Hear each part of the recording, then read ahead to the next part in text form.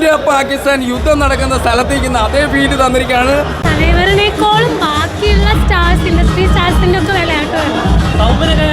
സൗബിൻ അടിപൊളി. സൗബിൻ നമ്മൾ എക്സ്പെക്ട് ചെയ്യുന്നതിനേക്കാളും കുറെ സ്ക്രീൻ പ്രസൻസ് ഉണ്ട്, കുറെ നേരത്തേക്കുണ്ട്. ലോകേഷ് പടം BGMന്റെ കളിയായിരുന്നു അനിരുദ്ധിന്റെ. ഓരോരുത്തർക്കും വേണ്ടിയിട്ടില്ല, ലോകേഷ് കനകരാജിന്റെ ഒരു സാധനമാണ് ഓരോ ആക്ടേഴ്സ്ക്കും ഒരു BGM ഇടാനുള്ളത്. അത് ഇതിൽ ഭയങ്കരമായിട്ട് ജസ്റ്റിസ് ചെയ്തിട്ടുണ്ട്.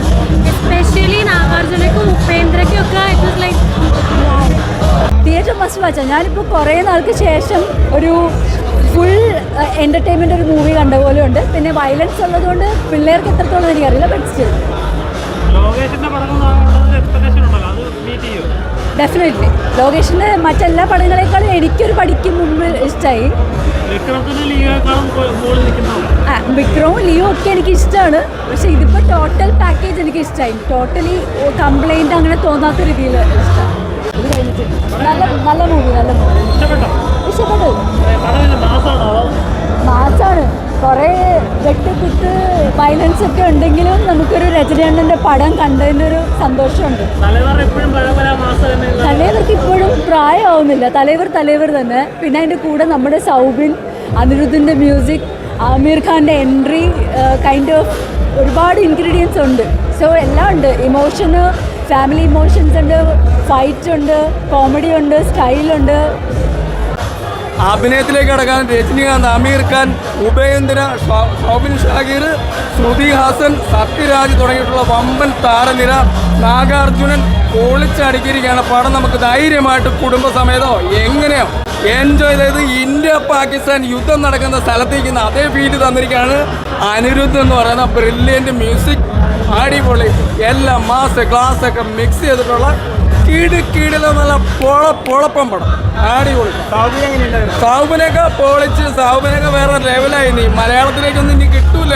സൗബിനൊക്കെ പാൻ ഇന്ത്യ കടന്നു പോകാൻ പോവുകയാണ്. ഒരു രക്ഷയിൽ അടിപൊളിയാണ്. സൗബിനൊക്കെ ഇങ്ങനെയൊക്കെ അഭിനയിക്കുമെന്ന് നമ്മൾ വിചാരിച്ചതാണ്.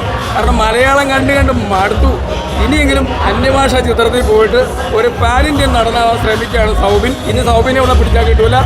എന്തായാലും നമ്മൾ 100% 100% തിയേറ്ററിൽ വന്നിരുന്ന് കാണാം. അന്ന് ഇന്നും പറയുന്നു, സൗബിനാണ് പടത്തിൻ്റെ ഏറ്റവും വലിയ ഹൈലൈറ്റ് എന്ന് പറയുന്നത്.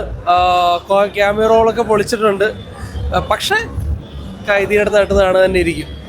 പടമാണ്. നമ്മൾ ധൈര്യമായിട്ട് തിയേറ്ററിൽ ടിക്കറ്റ് എടുത്ത് വന്നിരുന്ന് കാണാൻ പറ്റുന്ന സിനിമയാണ്.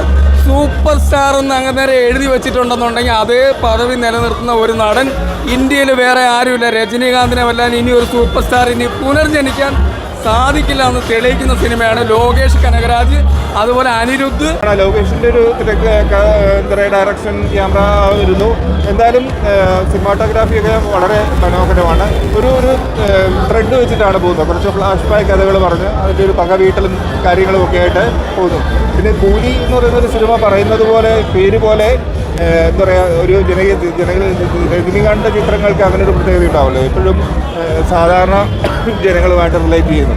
അങ്ങനെ നോക്കുമ്പോൾ കൂലിപ്പണി യാത്രത്തിൽ വർക്ക് ചെയ്യുന്നവരെ പിന്തുണച്ചുകൊണ്ടുള്ള, അവർക്ക് വേണ്ടി പോരാടുന്ന ഒരു ട്രേഡ് യൂണിയൻ നേതാവ് എന്നുള്ള രീതിയിലൊക്കെയുള്ളൊരു നല്ലൊരു ക്യാരക്ടറാണ്.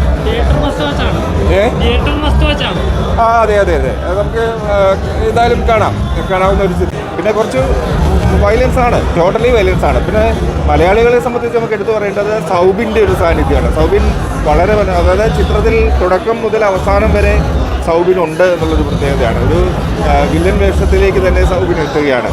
അങ്ങനെയാണ് സൗബിനെ നമുക്ക് കാണാൻ കഴിയുക. സൗബിൻ്റെ മനോഹരമായ ഡാൻസ് ഉണ്ട്, അത് പ്രത്യേകതയാണ്. ആക്ഷൻ ഉണ്ട്.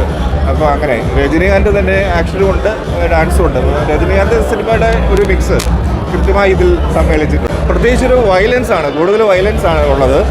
രജനീകാന്തിൻ്റെ ഒരു സാധാരണ നമ്മൾ കാണുന്ന പോലെ ഒരു രജനീകാന്തിനെ നന്നായിട്ട് എന്താ പറയുക ഉപയോഗിച്ചിട്ടുള്ളൊരു സിനിമയാണ്. അപ്പം നമുക്ക് നാഗാർജുൻ ഉണ്ട്. നാഗാർജുൻ നമുക്കൊരു പ്രിയപ്പെട്ട ഒരു താരമാണ്. നാഗാർജുൻ ഉണ്ട്, അതുപോലെ തന്നെ സത്യരാജ്, ആമിർ ഖാൻ അങ്ങനെ എന്താ പറയുക, നമുക്ക് ഇന്ത്യൻ സിനിമയിലെ വളരെ പ്രഗത്ഭരായ ആൾക്കാർ സമ്മേളിക്കുന്ന സിനിമയിൽ തന്നെ ഇതിനെ പറയാൻ പറ്റും.